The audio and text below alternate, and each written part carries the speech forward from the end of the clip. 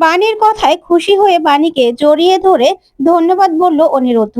দেখে খুশি হয়ে গেল অনিরুদ্ধর মা। হ্যাঁ বন্ধুরা, এমনটাই দেখা যাবে, তাই সম্পূর্ণ জানতে ভিডিওটিতে লাইক দিয়ে চ্যানেলটি সাবস্ক্রাইব করে দেখতে থাকুন।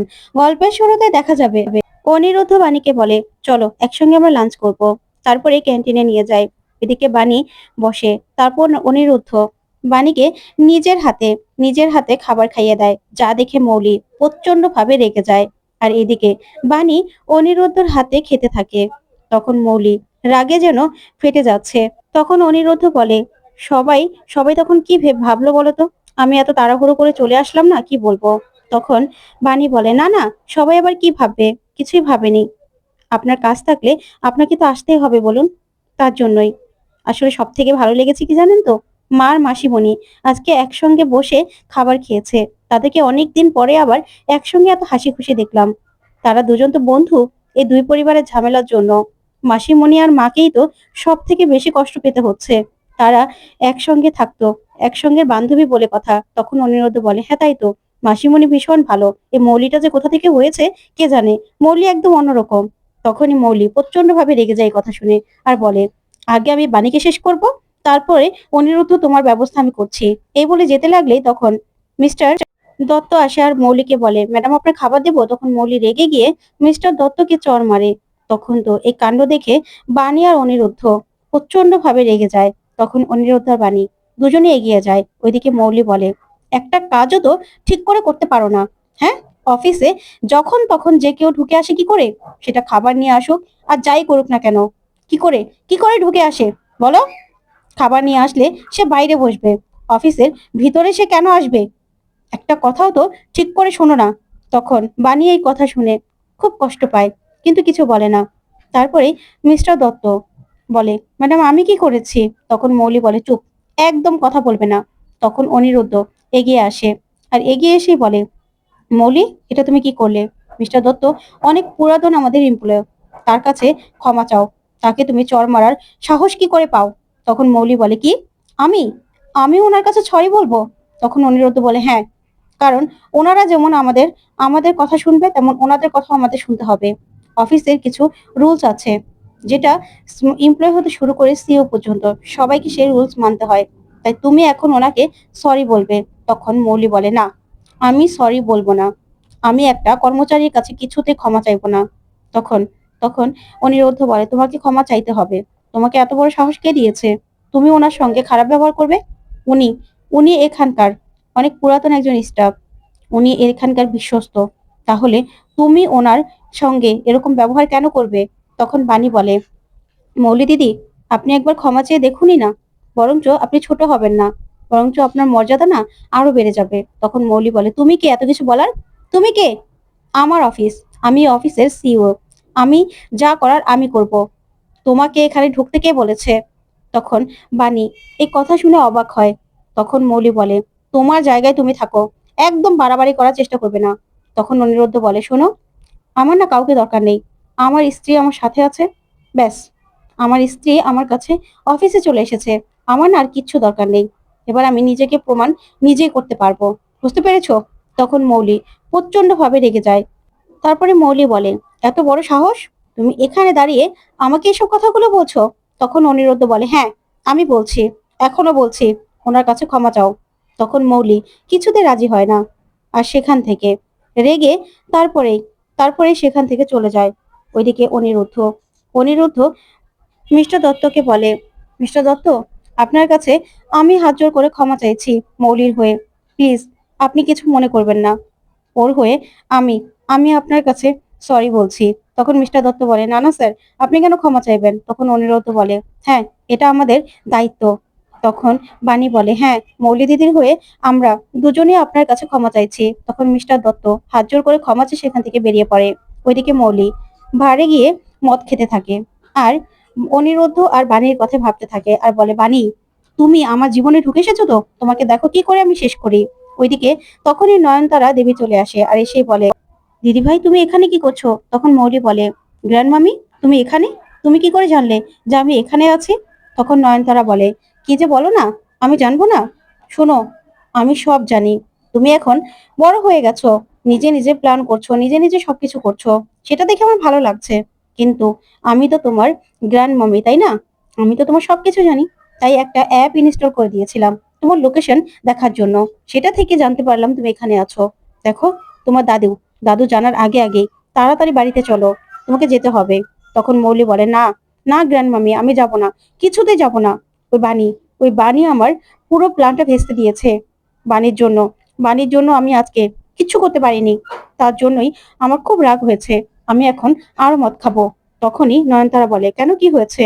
তখনই সবটা খুলে বলে বাণী। আর তখনই সেখানে চলে আসে নকুল। নকুলকে দেখে নয়নতারা দেবী বলে, নকুল, তুই এখানে? তখনই নকুল বলে, হ্যাঁ, আমি এখানে কাজ করি। আসলে আমার ছেলেটা বিয়ে করেছে সবেমাত্র, তার জন্যই এখানে স্যালারিও ভালো। আর কাজ করতে তো কোনো সমস্যা নেই। ওর বউকেও তো খাওয়াতে হবে। আমার ছেলেটা না ভীষণ ভালো, একদম ওর আমার মতো হয়েছে, মেয়েটার মতো হয়নি। তার জন্যই তার জন্য ভালো মানুষের জন্য কিছু করতেও ভালো লাগে। তখন নয়নতারা বলে, কি বলছো তুমি বাবা? কেন এরকম ভাবে কথা বলছো? তখন নকুল বলে, তুমি ভালো করেই জানো মা, আমি কেন এরকম ভাবে কথা বলছি। তখন তখন নকুল বলে, শোনো মা, তোমার নাতনিকে বলে দিও কোনোভাবে যেন বাণীর ক্ষতি করার চেষ্টা না করে।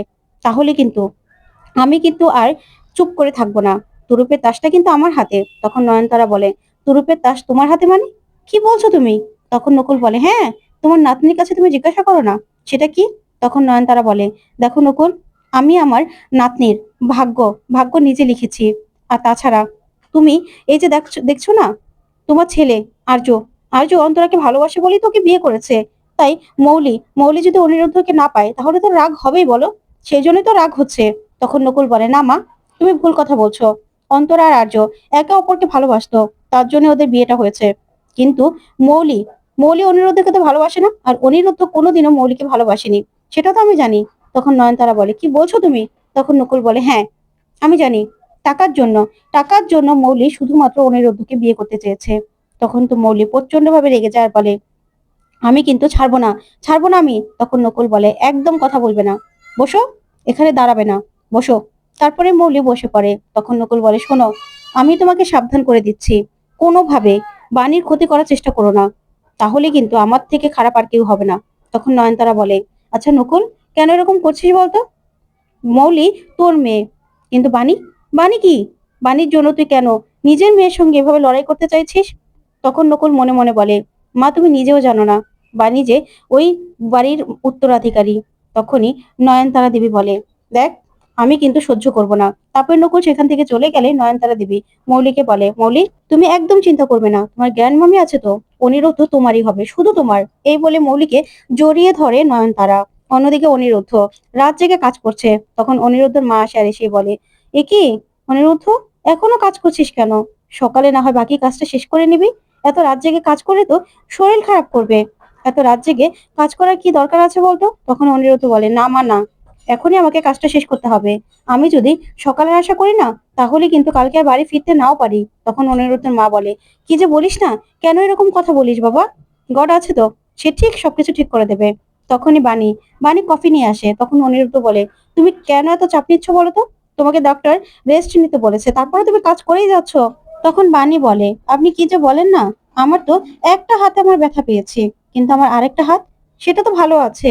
তাহলে তখনই তখনই এই কথা শুনে অনিরুদ্ধর মাথায় একটা বুদ্ধি আসে আর বলে, তাই তো, একটা পথ বন্ধ হয়ে গেল, ব্যাকআপটা তো আছে। তখন এই ভেবেই খুশি হয়ে যায় অনিরুদ্ধ।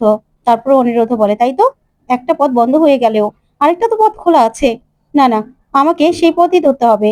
এই বলে বাণীর কাছে ছুটে যায় আর গিয়ে বাণীকে জড়িয়ে ধরে আর বলে, ধন্যবাদ বাণী, ধন্যবাদ। তখন তো অনিরুদ্ধর মা খুব খুশি হয়ে যায়। তখন অনিরুদ্ধ বাণীকে জড়িয়ে ধরে বলে, আজকে তোমার জন্য আমি পথ পেয়ে গেছি। সত্যি, তুমি আমাকে পথ পাইয়ে দিয়েছো। তখন বাণী বলে, ছাড়ুন আমাকে, মা এখানে। তারপরে অনিরুদ্ধ বাণীকে ছেড়ে দেয়। ওইদিকে দেখা যাবে নয়নতারা দেবী মৌলিকে নিয়ে বাড়িতে আসে। তখনই ঈশানী মৌলিকে বলে, মৌলি, তুই নাকি অফিসের স্টাফদের সঙ্গে খারাপ ব্যবহার করেছিস, কি শুরু করেছিস তুই? তখন মৌলি বলে, কে বলেছে তোমাকে? ও বাণী বলেছে। তখন ঈশানী বলে, তার মানে কথাটা সত্যি, তাই তো? এই বাড়ির না কেউ বলেনি, তবে আমি তোকে বলছি, তুই স্টাফদের সঙ্গে একদম খারাপ ব্যবহার করবি না। কারণ তোর বাবা মা তোকে এতটাও খারাপ শিক্ষা দেয়নি যে তুই আমাদের মান সম্মানটা সব জায়গায় গিয়ে শেষ করবি। তখন মৌলি বলে, মম, তুমি এরকম করছো কেন? আমি তো কারোর সঙ্গে কিছু করিনি। তখন ঈশানী বুঝতে পারে মৌলি মদ খেয়েছে। তখনই তখনই দেখা যাবে নয়নতারা বলে, দেখো মৌলি, নিজের বাবা মায়ের সঙ্গে খারাপ ব্যবহার করতে হয় না, মাকে আদর করো। তখন ঈশানী রেগে সেখান থেকে চলে যায়। তারপরে মল্লিকে নয়নতারা বলে, দেখো দিদি ভাই, তোমাকে আমি বলছি, তুমি আমার কথাটা শুনে নাও। তোমাকে না মা বাবার সঙ্গে খারাপ ব্যবহার করতে হবে না, তাদের সঙ্গে ভালো ব্যবহার করতে হবে। মধুর সম্পর্ক গড়ে তোলো, যাতে তোমার প্রতি ওদের মায়া জন্মায়। যখন কখনো যদি ওরা জেনেও যায় না তুমি ওদের সন্তান নয়, তাও যেন তোমাকে ফেলে দিতে না পারে। ওইদিকে অনিরুদ্ধ ওর মাকে বলে, হ্যাঁ মা, আমি তো এটা ভেবেই দেখিনি যে আমাদের এই ফাইলগুলো আছে, কিন্তু এটার ব্যাকআপ ফাইলও তো আছে। আমি ব্যাকআপ ফাইলগুলো এনে এগুলোর সঙ্গে যদি মিলিয়ে দেখি, তাহলেই তো আমি ধরতে পারবো যে এখানে কোনো কারসাজি আছে কিনা। তখন অনিরুদ্ধর মা বলে, হ্যাঁ ঠিকই তো, তাই তো। তখন অনিরুদ্ধ বলে, এখনই আমাকে ব্যাকআপ ফাইলগুলো চেক করতে হবে, সেগুলো তো আমাদের স্টোরে আছেই। তখন অনিরুদ্ধর মা বলে, ঠিক বলেছো, তুমি যাও, তুমি ব্যাকআপ ফাইলগুলো দেখো। তখন অনিরুদ্ধ বলে, হ্যাঁ আমাকে এখনই যেতে হবে। তখন বাণী বলে, হ্যাঁ তাহলে তো এখনই সেগুলো চেক করতে হবে। তখন অনিরুদ্ধ সঙ্গে সঙ্গে ব্যাকআপ ফাইল চেক করার জন্য বেরিয়ে পড়ে। তখন বাণীও অনিরুদ্ধর পিছন পিছন ছুটে যায়। ওইদিকে দেখা যাবে ঠাম্মি দাদুকে বলে যে এইভাবে অনিরুদ্ধের উপর চার্জ উঠেছে। তখন দাদু বলে, ছি ছি, আমি ভাবতে পারছি না। তখন ঠাম্মি বলে, দেখো না, ওই মেয়ে যখন এই বাড়িতে ঢুকেছে আরো কত কি হবে, তার তো কোনো ঠিকই নেই। ওই মেয়ে আস্তে আস্তে সবকিছু শেষ করে ছাড়বে। তখন তো মৌলি এই কথা শুনে খুশি হয়ে যায়। তখনই অনিরুদ্ধ আর বাণী সেখানে আসে। তখন দাদু অনিরুদ্ধকে দেখে বলে, কি তুমি এখানে? তখন অনিরুদ্ধ বলে, হ্যাঁ দাদু, আমি আপনার কাছে একটা অনুমতি চাইতে এসেছি। আসলে স্টোরেজে ব্যাকআপ ফাইলগুলো আছে, সেগুলো আমি একটু দেখতে চাই। আমার মনে হচ্ছে এই ফাইলগুলোর মধ্যে কোনো একটা কারসাজি আছে, কিছু একটা হয়েছে, তার জন্যই। তখনই মৌলি মনে মনে বলে, এই রে, আমি তো ব্যাকআপ ফাইলগুলো সরাতেই ভুলে গেছি, কি করব। তখন মৌলি এগুলো বলেই মনে মনে ভয় পেয়ে যায়। তখন দেখা যাবে অনিরুদ্ধ দাদুকে বলে, তখন দাদু বলে, তোমার উপর তো ইনকাম ট্যাক্সের চার্জ আছে। তখন বাণী বলে, কিন্তু দাদু, চার্জ আছে, কিন্তু সেগুলো তো আর কোনো কিছু প্রমাণ হয়নি। ওইদিকে ঠাম্মি বলে, না না, বোর্ড মিটিং এর বোর্ড মেম্বারদের ছাড়া ওই ফাইল দেখা যাবে না। একটা রুলস তো আছে, সেই ফাইলগুলো তো আর বললেই দেখা যায় না, তাই না? তখন দাদু দাঁড়িয়ে বলে, শুনলে না, বোর্ড মেম্বারদের পারমিশন ছাড়া এই পার্সোনাল জিনিসগুলো তোমাদেরকে আমরা দেখতে অনুমতি দিতে পারি না, বুঝতে পেরেছো? তখন বাণী বলে, প্লিজ দাদু, আপনারা আপনারা তো মিস্টার চ্যাটার্জিকে অনেক আগে থেকেই জানেন। উনি কত কষ্ট করে এই ব্যবসাটা সামলেছে, সবকিছু সবকিছু ধরে রেখেছে। আর আপনারা ওনাকে অবিশ্বাস করছেন, উনি এরকম কোনো কাজ করতে পারে না। তখন মৌলির বাবা বলে, কিন্তু ওর উপর তো চার্জ আছে, ওর ওর উপর অভিযোগ আছে। তখন বাণী বলে, অভিযোগ তো আর প্রমাণ হয়নি, অভিযোগ প্রমাণের আগেই কেন ওনাকে আপনারা দোষী সাব্যস্ত করছেন? ওনাকে নিজেকে প্রমাণ করতে তো সময় দিন। আপনারা প্লিজ অনুমতি দিয়ে দেন দাদু। তখন দাদু বাণীর কথা শুনেই অনুমতি দিয়ে দেয়। তখন মৌলি রেগে যায়। আর ওইদিকে ঠাম্মি বলে, শোনো, অনেক কিছুই তো আমরা আগে থেকে জানি না। এই যে তোমার সঙ্গে অনিরুদ্ধ যে আগে থেকে আলাপ ছিল, তোমাদের যে মিষ্টি সম্পর্ক ছিল, সেটাও তো আমরা জানতাম না। যা শুনে বাণী আর অনিরুদ্ধ চমকে যায়।